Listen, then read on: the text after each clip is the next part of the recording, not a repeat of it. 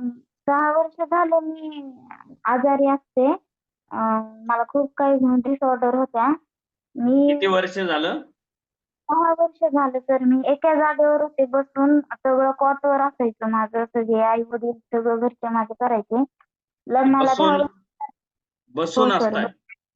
बसून होते, कॉटवर झोपून होते. सगळं घरचं करायचं. हालचाल होत नव्हती, हातापायाची होत नव्हती. काही करता येत नव्हतं. सगळं म्हणजे म्हणजे जीवनाचं जेवढं पण असते आपलं ते सगळं आई-वडील सगळं करायचं माझ्या एका जागेवर बसणं. आणि 1 वर्ष झालं सर आज मला इथं जॉइन होऊन आपल्या फॅमिलीमध्ये. इतके इतका फरक झालाय की मी आज सांगू शकत नाही की माझ्यामध्ये काय काय झालंय ते. अं, म्हणजे एका जागेवर बसून म्हणजे मग कसं जीवन चाललं होतं बरं विद्या मॅडम एका जागेवर ते बसून?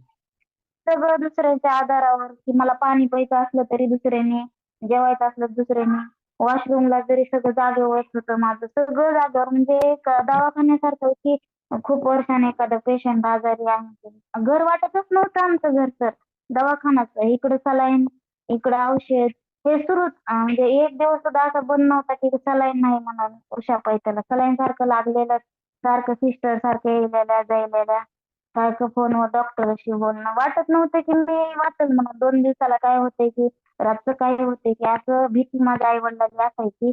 रात्रीचं सुद्धा कोणी झोपत नव्हतं. म्हणजे असे 5 वर्ष काढले त्यांनी आणि 1 वर्ष आत्ताच हे 1 वर्ष झाले मला जॉइन होऊन आपल्या फॅमिलीमध्ये.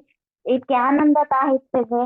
म्हणजे त्यांना कल्पना नव्हती की कुणालाच नव्हती की मी इतकी चांगली होईल म्हणून. आज अक्षरशः सर मी चालायला लागले आणि हे आता मला उद्या त्याला आमच्या पुण्याच्या सरांकडे जायचंय. त्यांना व्हिडिओ पाठवला ते म्हणले हे अशी कशी कमाल झाली की तो अचानकच चालायला लागली. येते म्हणलं सर भेटायला. मी आपल्या फॅमिलीमध्ये येऊन ना इतकं माझं इतकं चांगलं झालं तर मी सांगू शकत नाही. माझ्या आर्थिक म्हणजे माझे मिस्टर तर इतके हे करीत होते की मी म्हणलं मला सोडा तुम्ही तर नाही म्हणले. तुला बरं करूनच हे करणार आहे. म्हणजे मला सांगता येत नाही की मी काय काय कुणाला म्हणत होते की माझी काळजी करू नका. तुम्ही मला हे करू नका. मला जाऊ द्या. मला त्रास सहन होत नाही. नका मला दवाखाना, मला इंजेक्शन नको, सलाईन नको. मला मला काही नको. मला त्रास सहनच होत नव्हता. 2 वर्षांनी आमचे मामा मागं लागले होते, पण मी काय ऐकत नव्हते. कारण की मला त्रास मला माहिती होतं की नाही मला त्रास सहन होत नाही. इतके औषध केले, इतक्या गोळ्या केल्या.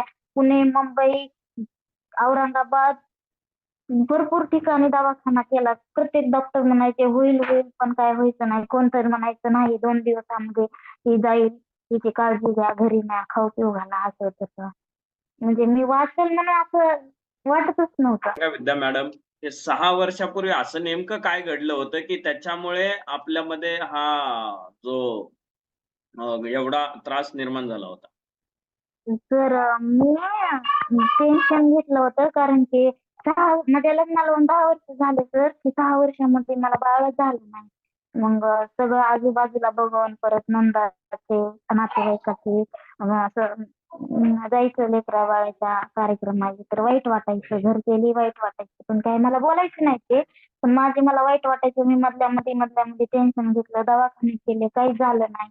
मग मी मधल्यामध्ये टेन्शन घेऊन मला असा प्रॉब्लेम आला की मला माझ्या छोट्या मेंदूला एक छोटीशी ब्लडची गाठ येऊन बसली, जी की माझ्या सगळ्या पेशा मारून टाकल्या तिनं.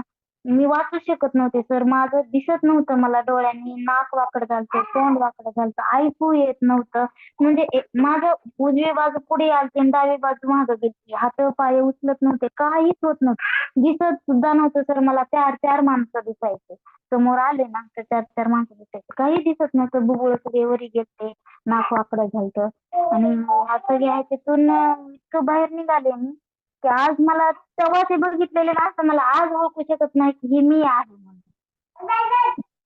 आणि ह्या 2 महिने झाले सर. आणि दुसरंच अजून एक मला आनंदाची गोष्ट झाली की येस. सर मी राहिली होती प्रेग्नन्सी मला. पण माझ्या अशा परिस्थितीमुळं घरचे माझे मिस्टर ते सगळे तिकडले म्हणले की आता होती वाट झाली आपण ऑपरेशन करून तू चांगली झाल्याच्या परत आपण प्रयत्न करू म्हणून मी ऑपरेशन केलं सर. पण त्याचा आनंद आम्हाला काहीतरी वेगळाच आहे की 10 वर्षानं ज्या कारणास्तव मी एवढं दुखणं अंगावर घेतलं ती नव्हतं म्हणून मी इतकं सहन केलं. देवानं तेव्हा दिलं नाही आणि आता मी तेच प्रयत्न त्या हे गोल्डन फॅमिलीचं त्यावेळेस जर असते ना तर मी नक्की जॉईन करून हे मला हे दुखणं आलंच नसतं असं मला वाटतंय. पण जाऊ द्या, लेट झाला पण चांगला झाला असं मला वाटतंय. Yes, yes, yes. खूप खूप अभिनंदन, कॉंग्रॅच्युलेशन. जी व्यक्ती बेडवरून हलू शकत नव्हती, झोपून होती. किती 5 वर्ष झोपून त्यांचे थोडक्यात त्यांचे गेले आयुष्यातले आणि त्यांचं जे लाईफ होतं लग्नानंतर त्यांना 6 वर्ष झाले होते आणि बाळ होत नव्हतं म्हणून त्यांनी टेन्शन घेतलं होतं आणि त्या टेन्शनमुळं त्यांना हा आजार निर्माण झाला आणि त्याच्यामुळं त्या बेडवर झोपून आहेत 6 वर्ष झालं आणि त्यातले 5 वर्ष त्या झोपून राहिल्या. यासाठी किती हॉस्पिटल केले बरं तुम्ही? काय केलं या सर्व गोष्टीसाठी? तर यासाठी मी औरंगाबाद केलं, पुणे केलं, परत मुंबई केलं, शिर्डी केलं. असं ही दवाखाना नव्हता, ही मोठं शहर नव्हतं की तिथं मी गेले नाही आणि दवाखाना केला नाही.